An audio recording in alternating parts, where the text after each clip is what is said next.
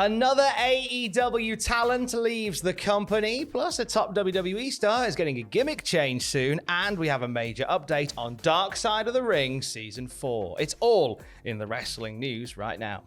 So we're coming to this point now where a lot of the AEW OGs are coming to the end of their contracts. And as opposed to being released, the contracts are just expiring. So they're going away. We've seen Marco Stunt leaving recently. Joey Janela now officially gone from the company as well.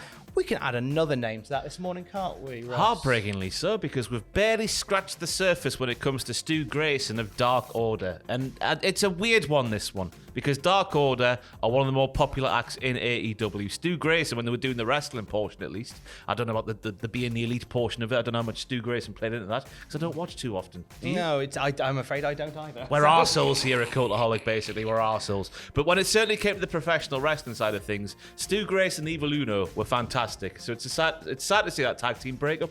It really is. I wonder whether this maybe signals potentially the end of the Dark Order as a thing. Like, has that faction run its course now? Yeah, maybe so. I don't know what to say. I hope it hasn't, because of the being the elite stuff I have seen, Dark Order are very, very funny, and we haven't really seen that translated onto AEW for a long time now. We had the bit with the lawnmowers, wasn't there? The stuff for Hangman Page obviously was fantastic with the big entrance and whatnot. The lovely tribute to Brody Lee, including that entrance. But it feels like we haven't really scratched the surface completely when it comes to Dark Order. And it's a shame to see. I mean, who knows, Tom? We could just be sitting here spouting bollocks because the story is that Stu's been removed from the roster page. That could be a URL error.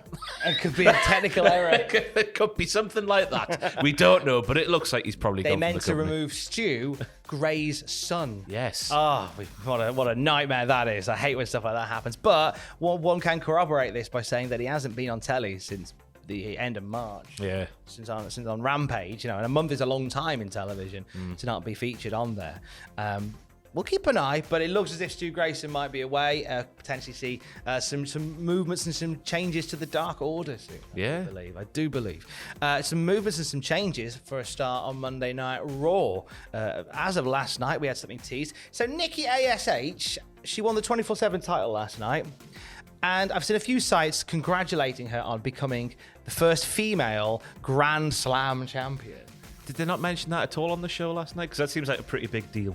Maybe they did, but it just seems like I didn't even realize that to win the 24/7 title was part of that deal now. So Roman Reigns cannot be, The Miz cannot be a double Grand Slam champion until he's won the 24/7 title. Give me back your trophies. So she's won all the available female singles belts, as well as the tag titles, the Money in the Bank, and the 24/7 title. But then this led to a segment that featured Nikki ASH and Doudrop backstage, to which Doudrop said, "Are you ready to be serious now?" And yeah. Nikki's like, "Yeah, I'm ready." Yeah. So we could see the end of ASH. It's an interesting one because I like the concept of the Nikki ASH gimmick there. The fact that she thought that she was like a superhero and a role model to everybody, but she wasn't. She was just a tit in a mask. That's basically what it was, wasn't it? But it's obviously going way back to the earlier ICW days when she was involved, being the star of the Galaxy, whatever it was, way back then. That's the sort of vibe I'm getting from this partnership with Doudrop, because I think Doudrop can play in that wonderfully as well. I think those two as a tag team is quite an exciting proposition. I'm a big fan of that. I would argue that putting Doudrop with Nikki as a tag team would write itself. Not again. It does write itself, though, doesn't it? It does write itself. Doudrop asking Nikki to get serious, Nikki then using Doudrop to get ahead, Doudrop getting sick of Nikki, and then Doudrop turning on Nikki, and those two having a feud. It literally writes itself. It absolutely writes itself. We need to get some sort of klaxon involved with this now. Do you know our tenuous link to Nikki ASH here at Cultaholic? No. Very tenuous link. So the superhero character, Nikki pitched to Vince McMahon. So this is what I want to be. She had artist drawings done up to show the outfit and some of the costume and stuff like that to help properly show, look, this is what I want to do. The artist who helped to put that together was a guy called Rob Downey. Who doesn't work here. But he does our emojis on Twitch. And he designed those for us. So if you've ever followed us on twitch.tv/Cultaholic and seen those little smiley faces of all of us, Rob did that. So that's the tenuous link we've got. It's not tenuous. We're basically in bed with Robert Downey, Nikki ASH, and the World Wrestling Federation. I've spent a few £100 with Rob Downey because he's designed Christmas cards and stuff for me in the past. So cheers, Rob. Much For a few £100? I've done about 5, to be fair. Value for money. Hire Rob. He's great. So read into this what you will. So on main event, they were meant to have Ciampa versus Finn Balor. And that match was scrapped. That was on the internals. That was from Fightful Select. That match was scrapped and replaced with Ciampa versus Apollo Crews. But Ciampa is a babyface. 7 days after Ciampa, definitely as a heel, took down the freshly babyface Mustafa Ali on Monday Night Raw, which everybody saw because it happened when the cameras were rolling, and it didn't happen, crucially, on main event, which nobody watches. Very odd. I thought they might have, I think me and Dean might have been sat here last week when we had the Ciampa turn, but on YouTube, like, that turn was cut out. Went into business for himself, didn't he? He did. Is that what it is? Confirmed. That's what happened. He went into business for he himself. He saw the script. He went, see you later.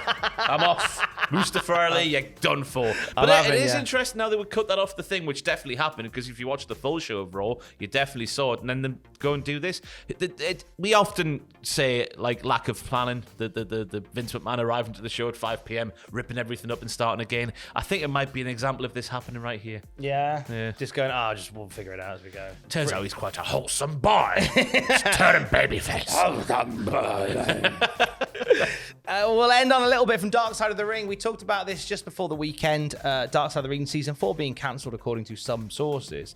Vice TV have tweeted a response to this, haven't they, Ryan? They have. We've heard some rumours flying around about Season 4 of Dark Side of the Ring. We are as committed as ever to both the series and the broader Dark Side franchise.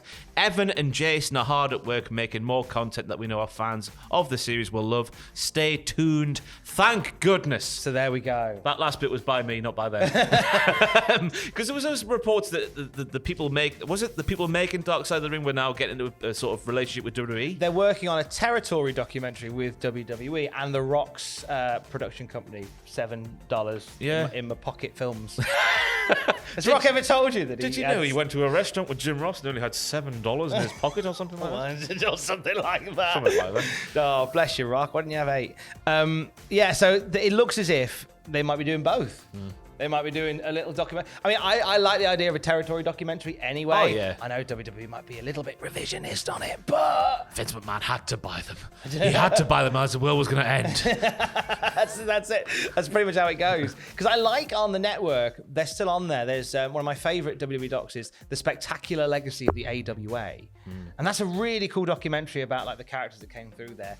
A bit revisionist, because they all are. You know, history's written by the winners and all that. So even a little bit revisionist, I think that'd be really good fun, sitting on the territories. But I'm glad that we are still doing Dark Side of the Ring. Yeah, it's going to be interesting to see with the working relationship there between the Dark Side of the Ring lads and WWE, that the certain topics now going forwards might be avoided that maybe once before would have been gone to. Like they tweeted that picture of Stone Cold, didn't they, outside of was it a WCW show in 1993 or something like that, hinting at maybe a Dark Side of the Ring episode about him, potentially. Maybe that has been taken off the table now they're working with WWE. We don't know. Basically, I'm wanting another statement on Twitter, Dark Side of the Ring, confirming that your relationship with Vince McMahon and the World Wrestling Federation will not hamper your future topics on your lovely show. I'm excited for this series of episodes. Episode 1, Vince McMahon and his brilliant face. Episode 2, Vince McMahon and his massive dick. Episode 3, Omos. Is he the best giant ever? Episode 4, the wild card rule is brilliant. Episode 5, the Raw Anonymous GM was actually great and you're misremembering.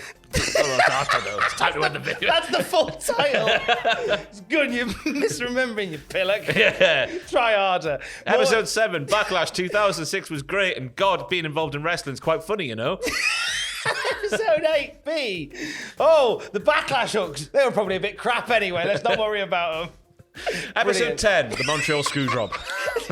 Was a good idea. And nothing to do with Vince, but he took one for the team anyway with that punch from Bret Hart. Tell you what, the Dark Side of the Ring Series 4, or Series 5 potentially, it writes itself. More news that writes itself via us at cultaholic.com throughout the day. Stay safe and love you. Bye.